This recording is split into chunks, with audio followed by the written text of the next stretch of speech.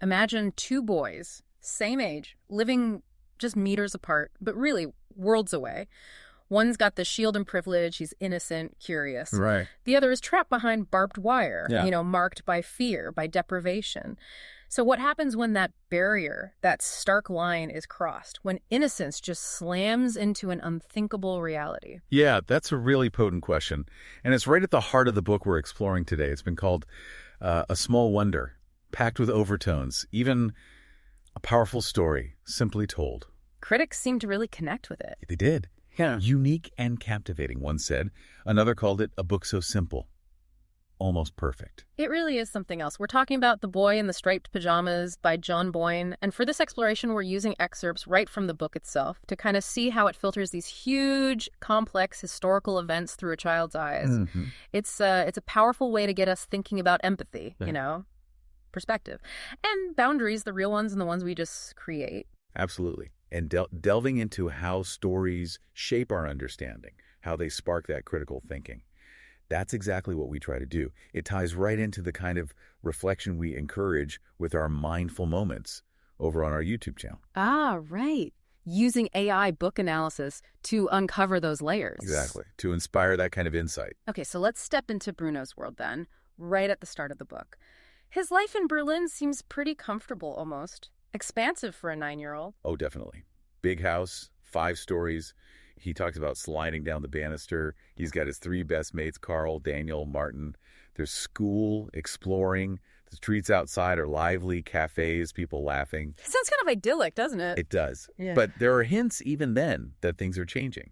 Bruno mentions, just sort of matter-of-factly, that they have to turn off the lights at night now. That small detail. Yeah. And then comes the moment that really changes everything. The Fury comes to dinner with a beautiful blonde woman, the book says. Fury. And his presence just brings the whole house to a stop. It's a huge deal. And the fallout seems pretty immediate. Bruno overhears his mother saying, "We should never have let the Fury come to dinner. Some people and their determination to get ahead." That comment is so telling, isn't it? Because right after that, suddenly Maria, the maid, she's packing bags. Mother's overseeing it. And bam! Bruno finds out they're moving. His whole world just tilted. Yeah, he's confused. He's really sad about leaving his friends, his home, everything he knows. And the journey itself, the train journey, has this really subtle, kind of chilling detail. Right. His family's on this comfortable train. It's not crowded at all. But then Bruno sees another train on the track right next to theirs. Going the same way. Eastward. But that train is incredibly crowded. People packed in. Wow. What a visual, even if he doesn't understand it. Exactly. It's a stark metaphor, right? Yeah. 2 journeys, same direction, totally different realities. And that destination turns out to be out with, as Bruno calls it. And his reaction when they get there, it's instant rejection, isn't it? Completely visceral. He thinks the new house is the exact opposite of Berlin. Empty and cold, the loneliest place in the world. He just feels horrible, like it's the middle of nowhere. You really feel his childish disappointment and maybe fear. Yeah. And the household reflects this sort of strangeness. You've got Maria, Laura the butler, the cook, these 3 skinny maids who whisper, and then there's Pavel. Pavel, the old man who prepares vegetables, described as unhappy, angry. Yeah, he waits tables too. His presence is quiet, but adds to that unsettling vibe. And his sister Gretel is there too, the hopeless case. Yes.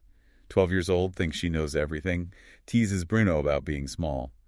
Typical older sister stuff, but in this really weird context. But her room changes, right? That's an interesting detail. It is. She swaps her dolls for maps of Europe, and she's got pins she moves around on them. So she's starting to pick up on the bigger picture, maybe? Seems like it. A subtle sign she's becoming aware of the war, the politics. In a way, Bruno absolutely isn't. He's still just focused on his own little world being disrupted. But the defining image, the thing they both see, is from the window. Right. That view. It's bleak. There's this huge fence stretching as far as they can see. Yeah. And beyond it, huts, low buildings, smokestacks. The ground looks weird like sand. And the people. The people, small boys and big boys, fathers and grandfathers. That's how Bruno sees them.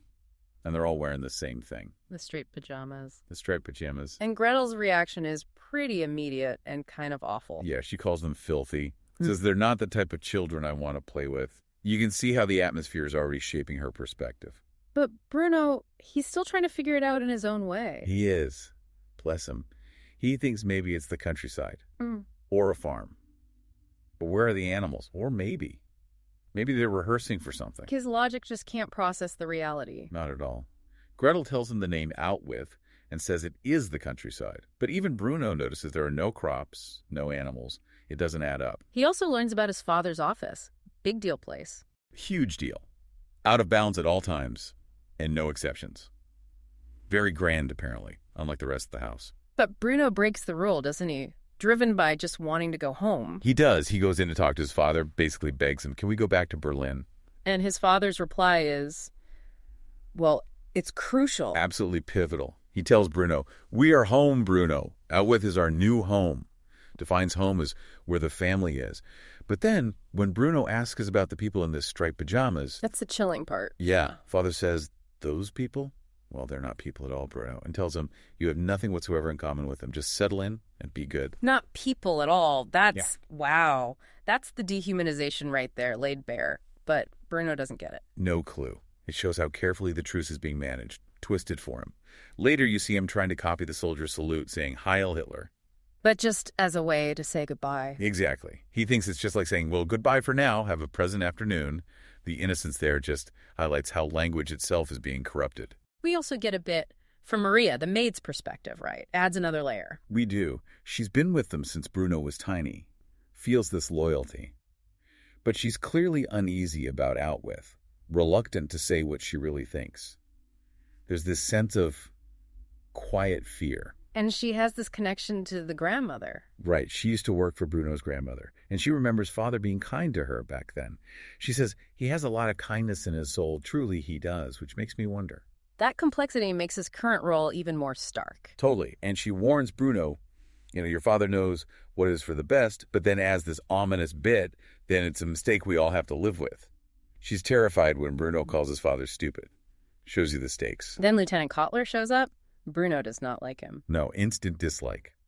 From Bruno's view, Kotler is young, sharp uniform, shiny boots, blonde hair. But Bruno sees the sneer, the nasty laugh, the fact he never seems to smile genuinely. And he's always hanging around Mother. Always with Mother. Plus, Bruno connects him to unpleasant things shooting a dog he saw, the way Kotler treats Pavel.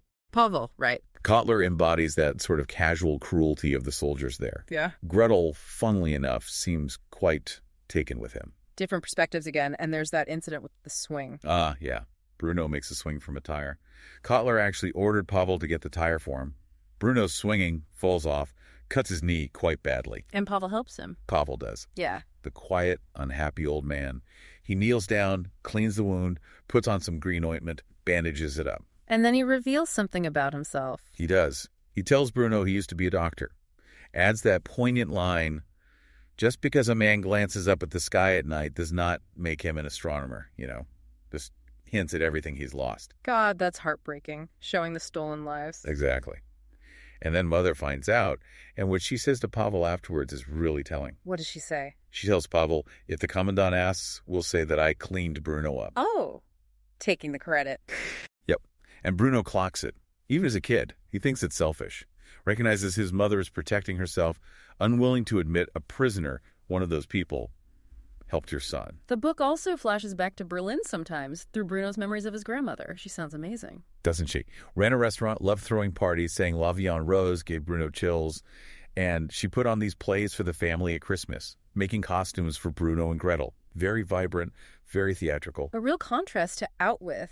And she represented a kind of resistance. A voice of conscience, definitely. There's this scene at a Christmas party where father wears his new commandant uniform for the first time.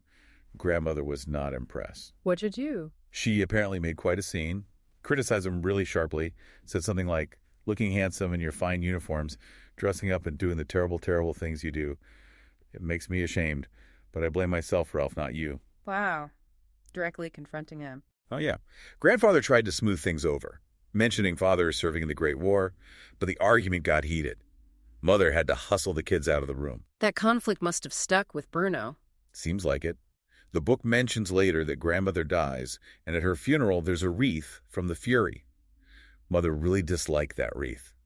Shows her own discomfort, maybe, with father's path. So back it out with months pass.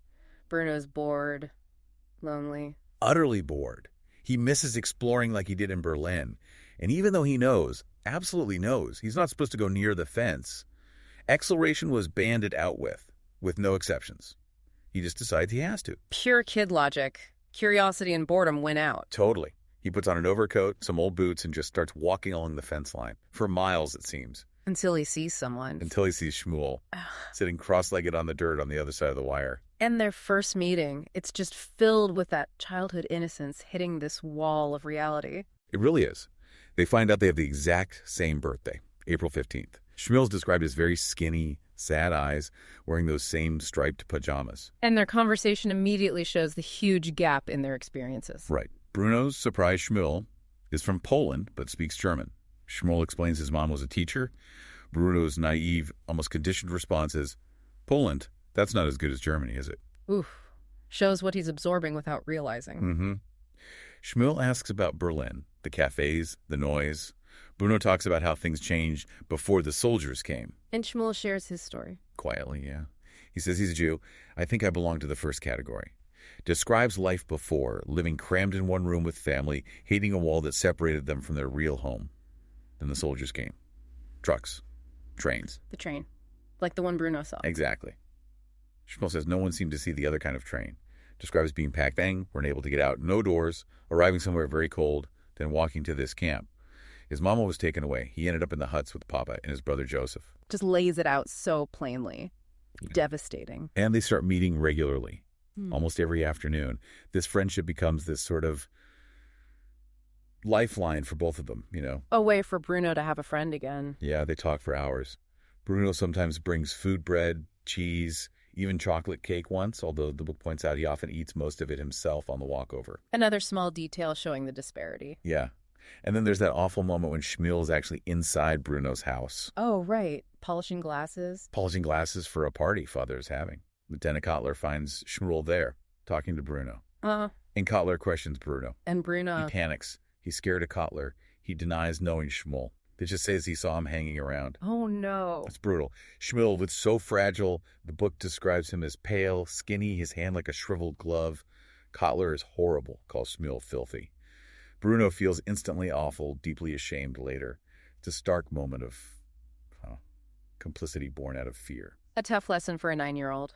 Meanwhile, in the house, things are getting tense. Yeah, Mother is clearly not coping well with. Bruno overhears her arguing with Father, saying something like, "You call this work?" The strain is really showing. And this leads to a decision. It does. Father eventually announces that Mother, Gretel, and Bruno are going back to Berlin. He actually says, perhaps this is not a place for children. Bit late for that realization. Oh. How does Bruno take it? He's torn. He misses Berlin, misses his grandparents, his old friends. But the thought of leaving Shmuel, he realizes, I think I'd miss people no matter where I went. That friendship has become really central for him. Does he tell his father about Shmuel? Not directly, but when he's talking about his explorations, maybe trying to justify staying, he lets slip that he's seen hundreds of children over the fence wearing the striped pajamas. How does Father react? Sharply. What do you know what goes on over there? It seems Bruno confirming he's seen the children just solidifies Father's decision. They have to go. So Bruno has to tell Shmuel he's leaving. Yeah, he tells him he's leaving on Saturday, and Shmuel shares his own terrible news as Papa is missing. Went out on work duty with some other men, and none of them came back. Oh, God. Shmuel says he thinks the soldiers hate them. Bruno asks if that includes his father, and Shmuel just pauses. Doesn't answer. And then Bruno has this big idea, his brainwave. The tragic brainwave. He's recently had his head shaved because of lice, so he kind of looks a bit like Shmuel now, just, well, fatter, as he puts it. Right. So he suggests, what if he borrowed a set of striped pajamas? He could crawl under the fence where it's loose. They could have one last adventure together, explore Shmuel's side, maybe even help look for his father. Oh, Bruno.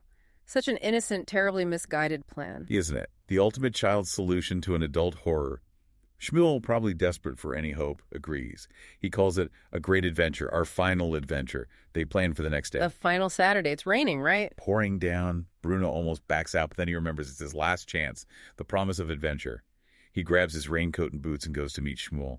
And Shmuel has the clothes. He does. The striped pajamas. Bruno changes, noting they did not smell very nice. Yeah. Feels weird taking his own clothes off outside. Puts on the cloth cap.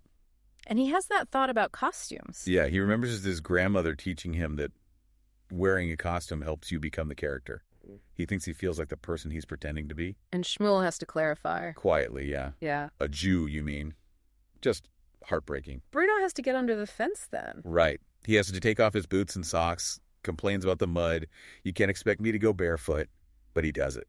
Rolls into the loose wire, gets filthy. And then he sees it, the reality on the other side. And it hits him.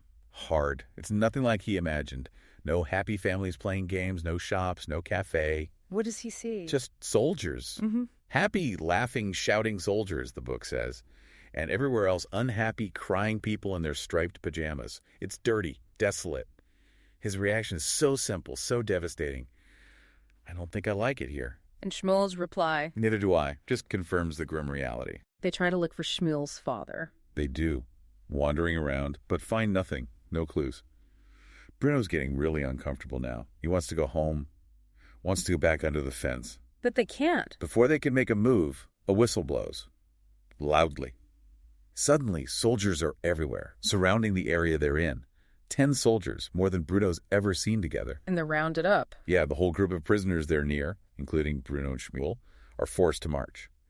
Bruno still doesn't fully grasp the fear, the panic. He just thinks, well, marching is okay. Soldiers march. Where do they march them? Into a building. Into a long room that was surprisingly warm, the book describes it, and completely airtight. Bruno's main thought is relief. Just glad to be out of the rain. Shmuel is terrified. And the last moments described in that room. Bruno's still being Bruno. He apologizes to Shmuel for not finding his papa, for the fact they didn't really get to play. He starts talking about Shmuel visiting him in Berlin, but then he struggles, poignantly, to even remember the names of his old friends, Carl and Daniel and Martin.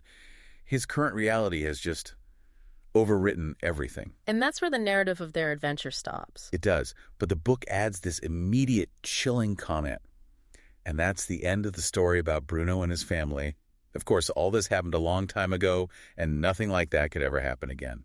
Not in this day and age. That line just hangs there with all its historical weight. And then there's one final piece. Oh, but the father? Yes. A year later.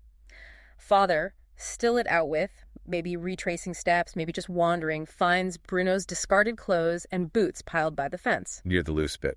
Near the loose bit. He notices the base of the fence there is loose. Large enough for a very small person, such as a little boy, to crawl underneath. And he understands. He understands exactly what happened. The theory forms in his mind. And the very last description we get of Father in that moment of terrible realization is that he didn't mind what they did to him anymore. Utterly broken, the horror finally reaching him through his own son. It's devastating. The book doesn't need to show us the final moments in that room. Father's realization, his subsequent state, that's the real crushing endnote. So what the book does so effectively through this simple language, this child's perspective. It forces you to confront this immense horror through eyes that can't fully process it.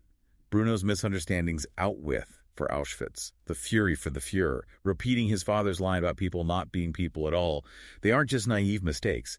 They highlight the sheer absurdity and cruelty of the reality, while also showing how vulnerable innocence is. And that fence, it's more than just wire, isn't it? Oh, absolutely. It's the physical barrier, yes, but it's also the symbol of that ideological divide, the dehumanization that allows these things to happen. Bruno crossing it, tragically, underscores the devastating consequences of that separation. And we see the different adult reactions just based on these excerpts. Mother's unease, father's, complicity and rationalization, grandmother's outright opposition. Right. Maria's quiet fear and loyalty, Kotler's blatant cruelty. Each one shows a different way people navigated or participated in that system. There are just moments that stick with you, aren't there? The two trains, Pavel saying he was a doctor, grandmother's outburst, Bruno denying Shmuel. Definitely. And seeing the camp through Bruno's initially hopeful, then horrified eyes. These specific details make the abstract, unimaginable horror feel incredibly personal, very real. It really challenges you, the reader, doesn't it? To think about your own perspective, about prejudice, about complicity, even unintentional, about the danger of just not knowing or choosing not to know. Absolutely. And exploring these complex themes, unpacking the power of stories like this one, that's really what we try to foster. It connects back to mindful moments on our YouTube channel and the discussions we have across our podcasts, encouraging that deeper look, that critical thought. Thinking about that very final detail, father's realization and his reaction didn't mind what they did to him anymore. It leaves you wondering, doesn't it? It really does. What does that suggest about the ultimate impact of being involved in or even just witnessing such horror? When confronted with undeniable evil, people react so differently. Some perpetuate it, some are complicit, some resist, and some, like father perhaps, end up consumed by a kind of devastating personal loss that leads to, what? Despair, resignation, utter brokenness. It's a heavy thought to end on, but one the book certainly leaves you with. We hope this exploration has offered some valuable insights into this incredibly powerful story. Yeah, and if you found this discussion valuable, please do consider subscribing. We dive into all sorts of fascinating topics. And maybe share this exploration with someone else you think might appreciate grappling with these themes. And honestly, we can't recommend enough actually reading The Boy in the Striped Pajamas if you haven't already. Experiencing the full story yourself is really important. The source material mentions finding your next great read. This could certainly be it. Absolutely. And most importantly, just keep thinking critically about the difficult but really essential ideas and perspectives this book brings up.